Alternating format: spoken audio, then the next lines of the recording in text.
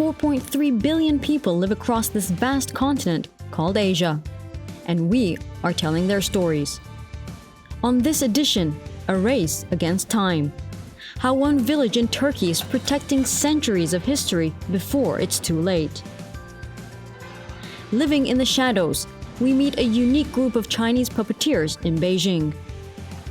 And on the move, a change in climate in the Tibetan plateau is forcing nomads to find another place to live.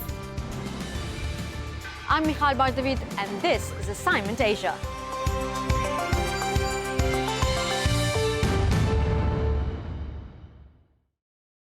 Welcome to the program. Our first story is about a stunning place in southeastern Turkey. Hasankeyf is a small ancient town along the Tigris River. The government declared it a natural conservation area in 1981. But a new hydroelectric dam is being built, which is threatening the town and all of its treasures. I traveled to Hasankeyf to take a closer look at a town that is deeply rooted in history that could get washed away. Neden geldin İstanbul'a? Mağarada yaşayan tek aileydim. Halen tek başıma yaşıyorum orada. O da benim Tanrı'ya olan bağlılığım, sevgim.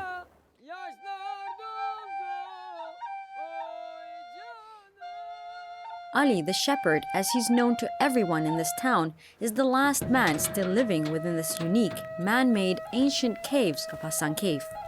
Kalede mağarada su yoktu. Eşekle diceden su çıkartıyordum. O bile bana ayrı bir duygu veriyordu. Çünkü belli bir saatim vardı. Sabah hangi saatte su taşıyacağım, akşam hangi saatte su taşıyacağım. Bazen inerken güzel bir uzun havayla, çıkarken güzel bir türküyle insan alışmıştı buna. There were once about 7,500 caves here. Archaeologists believe they housed about 75,000 people. O kadar güzel bir uykusu var ki, yazında serin, kışında sıcak, doğası ayrı bir güzel. Ve bunu ancak yaşamak lazımdır. Anlatılmakla olmuyor. Hasankeyf has a cultural heritage of many civilizations, including Roman, Persian, Arakid, and Ottoman. There are ancient monuments at every turn.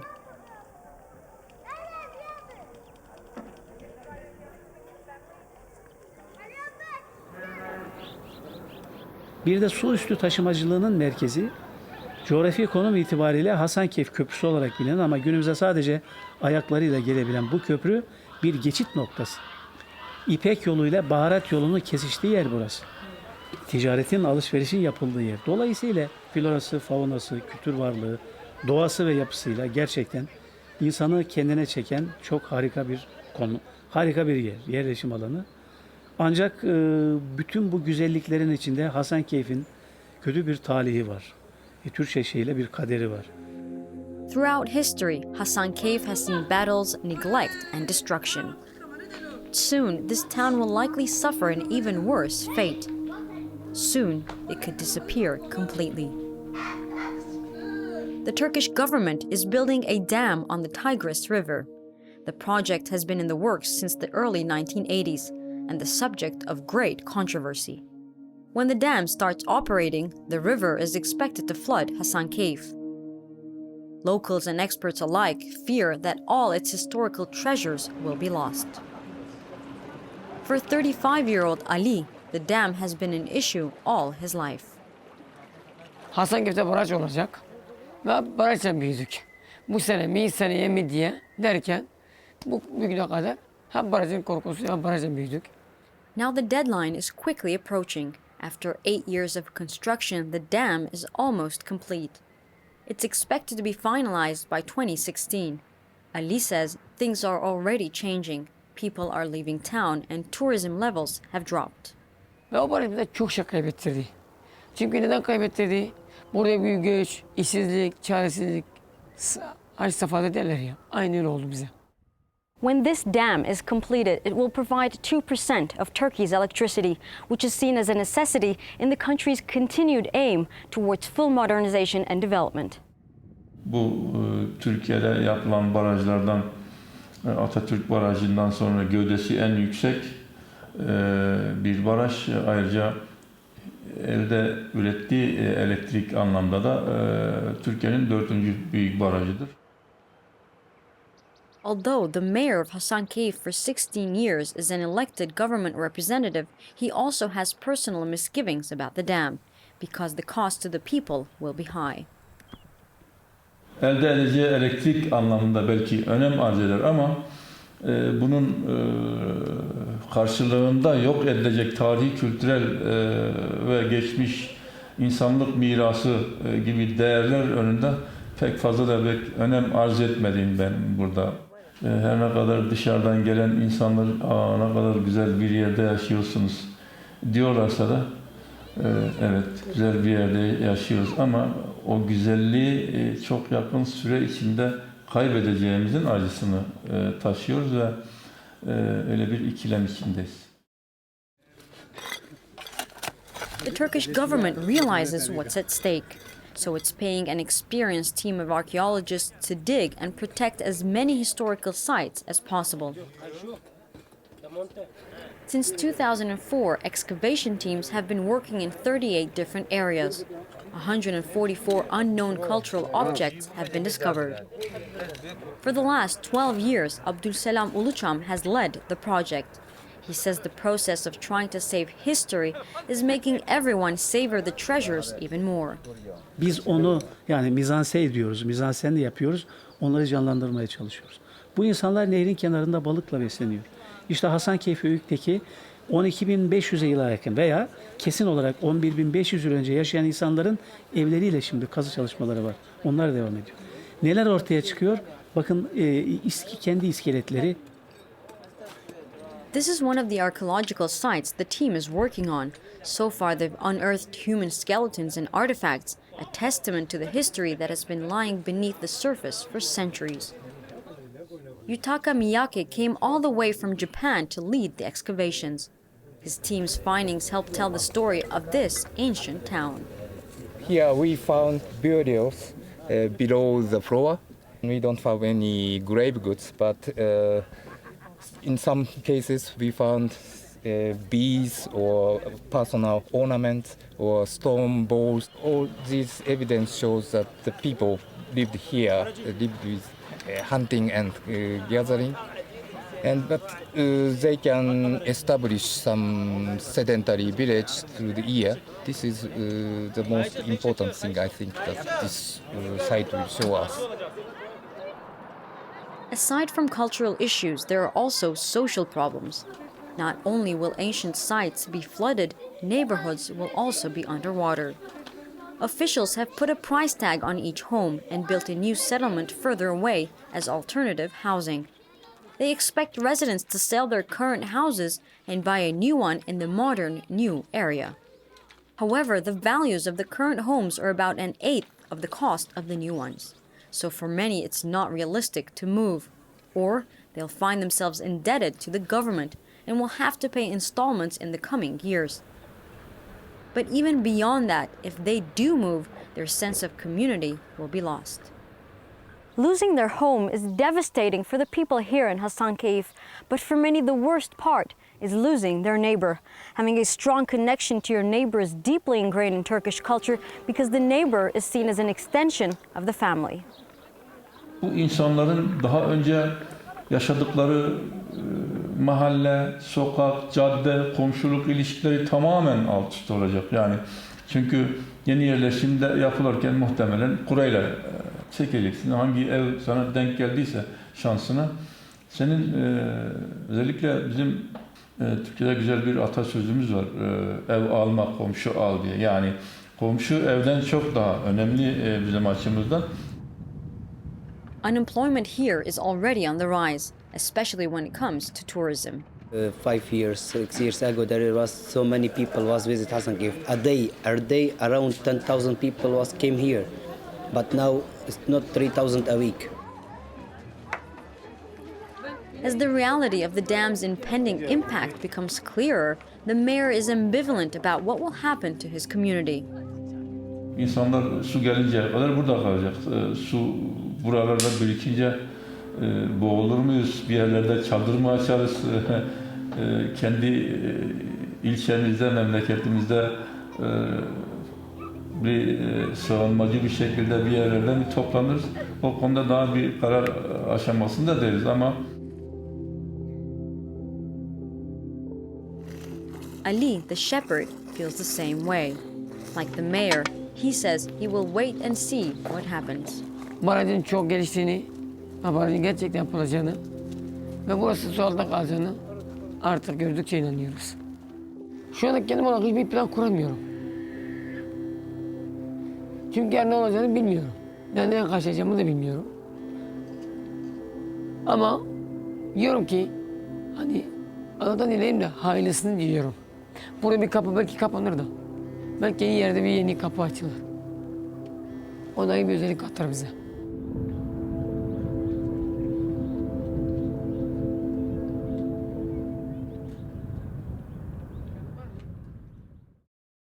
Hasankeyf may be one of the oldest continuously inhabited settlements in the world.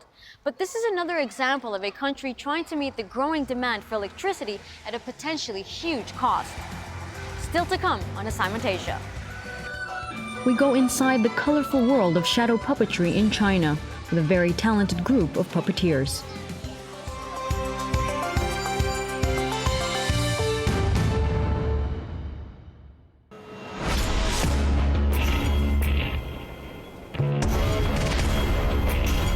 Meet China's decision makers and thought leaders. See them in action, hear their views, debate their policies.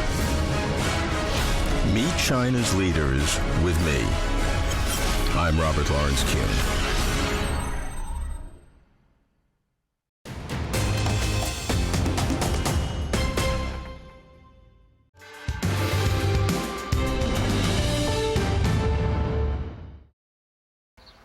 The art of shadow puppetry in China dates back to the Han Dynasty in the 3rd century. It continues to be a much-loved form of entertainment for children and adults alike today. We met a special group of puppeteers in Beijing who, if it weren't for their talents, could have been vulnerable to exploitation. Jennifer Bragg explains.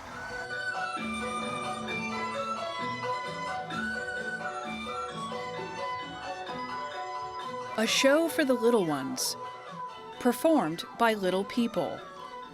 No one in this troupe stands more than 1.3 meters tall. But everyone is over 18 years old. 他们其实也挺好奇的，有的时候不是外国人，不是中国的。对，有的时候说，呀，你们是火星人啊？成年人问的。Li Ming is 36. Chen Hong Li is 27. They are husband and wife. And together they run the Little Ants Art Troupe, performing shadow puppetry for audiences all over Beijing. 在小蚂蚁皮影艺术团呢，担任主持人，以及日常排练、演出安排工作。他是我们团长，然后他负责管理我们。Today is especially busy. 5 half-hour performances, one right after the other. The kids in the audience are as fascinated by the performers as they are by the puppets.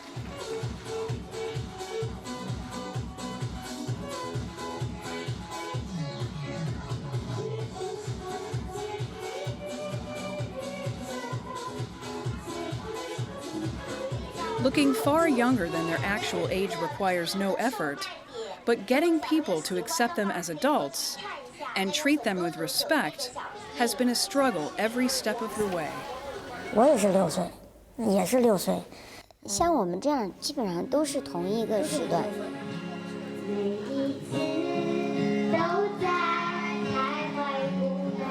出来的时候真的就一个小老鼠那么大。数学老师说。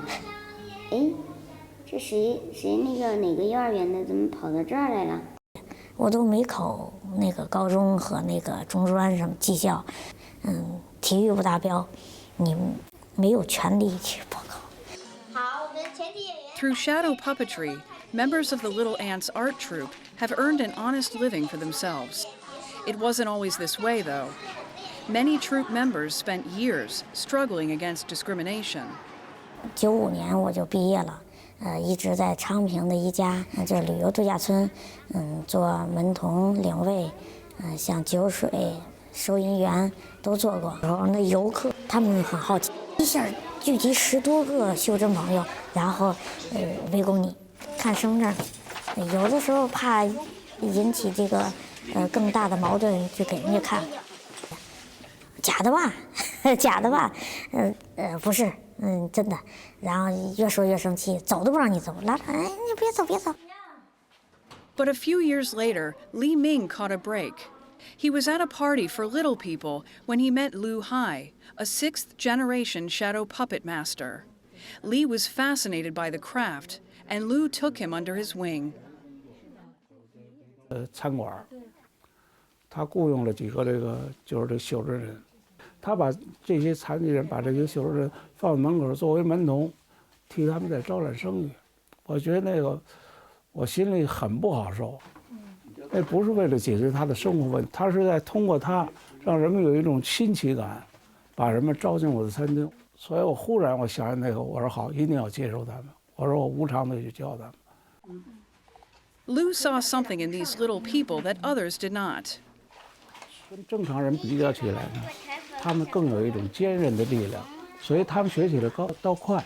据我所知，咱就不说别处，就说北京，现在演出质量最好的就是李明这儿。Endless practice to master techniques, the troops' hard work often pays off. 我们现在比往年要强得多了，甚至我挣得多的时候，然后攒钱，然后买更多的皮子。But there are still times when business is slow. 如果要没有的话，那这个亏空只有我来承担。The Beijing government gave the Little Ants troupe 20,000 yuan, or $3,600, to help the business. But it's Li's dedication and determination to succeed that helps it survive. What started 7 years ago as a troupe of just 4 members, all living in the basement of an apartment building, has expanded to a company of nearly 20, who now share a 3-bedroom flat. But many challenges still lie ahead. For one, their mentor isn't fully convinced they'll ever master all aspects of shadow puppetry. 我期待他们能够真正成为传承人，但是呢不现实。现在这个如果全面继承，你不光包括制作、演唱，他们就有困难。他们都是基本上是童声，你演老头儿，他是发声不像老头儿。Chen Hongli knows there are limitations. 那天我碰见一个1000块钱，骗人的。再大的要求也满足不了，也不去想。最大的心意就是，不想说老了都是还一起了，各回各的家，然后都过自己的，然后，你说回家干什么呢？ So the life she has now is the one she wants so badly to keep. There's strength in these numbers. And these little people rely on each other to face a big world head on. For Assignment Asia, I'm Jennifer Bragg. Shadow puppetry in China is considered to be one of the country's major contributions to world heritage. And China is actually just one of about 20 countries in the world that currently has shadow puppet troupes. This is Assignment Asia, and coming up next. On the Move, how climate change along the Tibetan Plateau is affecting the lives of nomadic herders.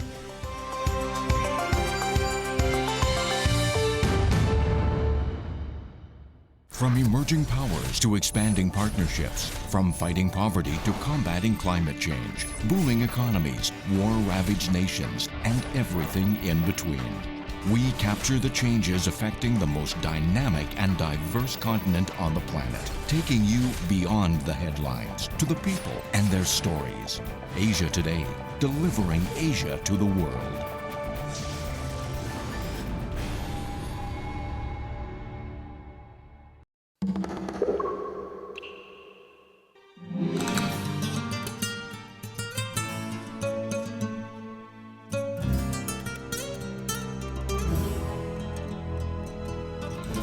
Culture Express.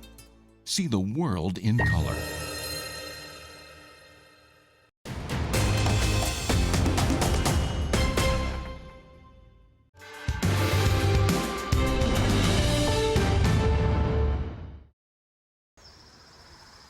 Climate change has long been debated as a phenomenon that may or may not be seriously affecting the world. But in the Tibetan Plateau in China, nomadic herders are definitely seeing a change in the lands. Video journalist DJ Clark traveled to Qinghai in western China to find out how these nomads are coping.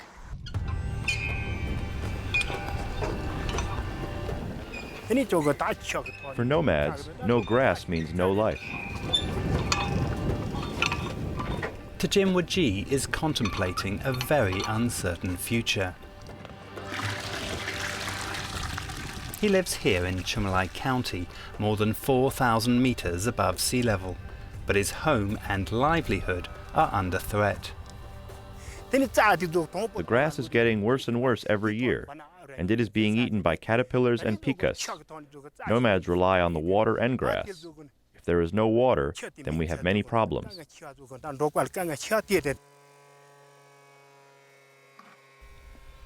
Tachin comes from a long line of Tibetan herdsmen who've been roaming the plains for centuries. When I was 11 or 12, Chumalai County used to have thriving pastures. All around here, there was too much grass to be cut. I needed to carry a long rope to bind the load on my back. If an antelope lay down, others couldn't see it through the grass. That's not an overstatement at all. The problem is not exclusive to Chumalai County. The area is home to the sources of three of Asia's great rivers, the Yellow, the Yangtze and the Mekong. Any ecological catastrophe here would affect hundreds of communities downstream. For Tachin, it means possibly having to leave the land that he's called home for 30 years. In 1983, this piece of grassland was so prosperous. Plentiful grass everywhere. It's getting worse and worse now.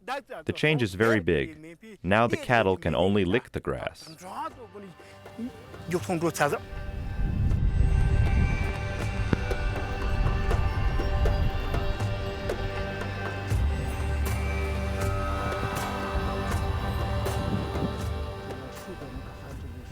Jumbar Kai is director of the local meteorological administration. He grew up in the area and now estimates that in just a few years, Tachin's grasslands will be suffocated by the encroaching sands.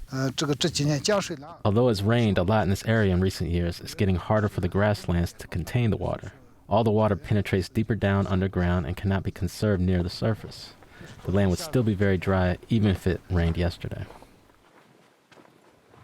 Ground temperatures have slowly risen on Tachin's land, so a permanent frozen layer of soil just beneath the ground has melted away. The permafrost had acted to hold water near the surface, allowing the grasslands to thrive, but without it, the rain drains away, leaving no water for the grass to feed on. Rising snow lines and melting glaciers are making the climate worse, which in turn keep the Three Rivers Nature Reserve area drier. The desertification of the land is getting worse too.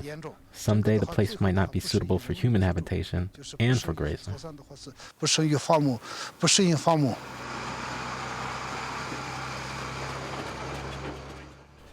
A short drive from Tachin's farm is Chumalai town. Once a small market community, it's now growing with new housing blocks bearing the name of whole villages that have been relocated as part of a government effort to conserve the grasslands. The idea is simple: move the people and their animals to reduce the pressure on the grasslands.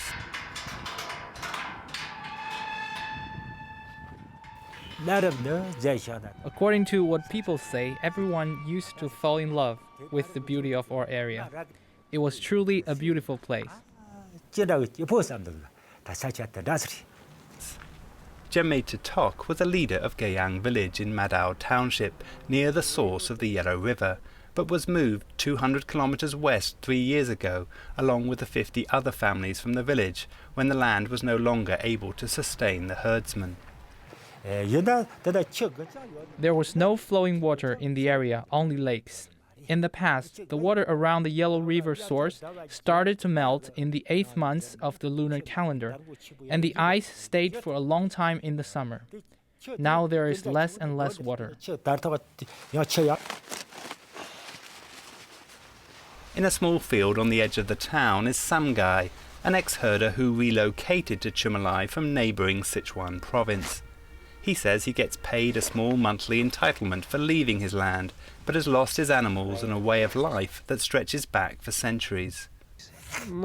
I have no idea why it's become so dry. It rained a lot at the beginning of this spring, but not much towards the end. I don't know why it's like this. In Chumilai, where the grass has not yet vanished, some guy has been able to raise horses. Today he's meeting with other ex-herdsmen to race them in the hope of holding on to one of his traditions and to earn a little extra money. Last year he won the district's top prize. I got 50,000 yuan as rewards from it. Now I'm selling and buying horses for a living. I now have over 10 horses.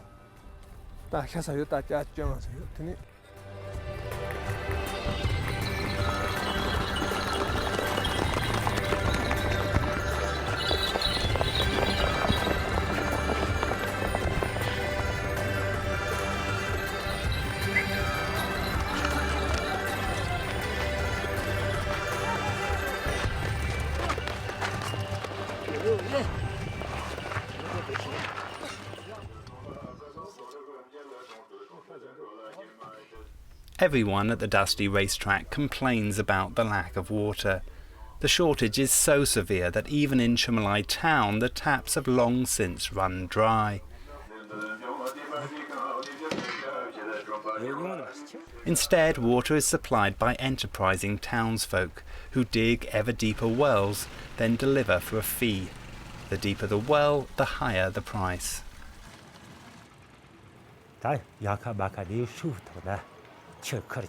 People buy drinking water from tractors. Sometimes the price will go up and sometimes it will go down. Many people have to buy the water. Some people also have wells and they get water from there.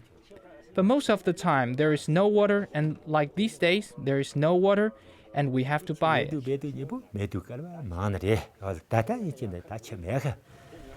Each family has to spend around a quarter of their income just to pay for their daily needs. It's an issue the local government is working hard to resolve, but in a climate that is turning against it.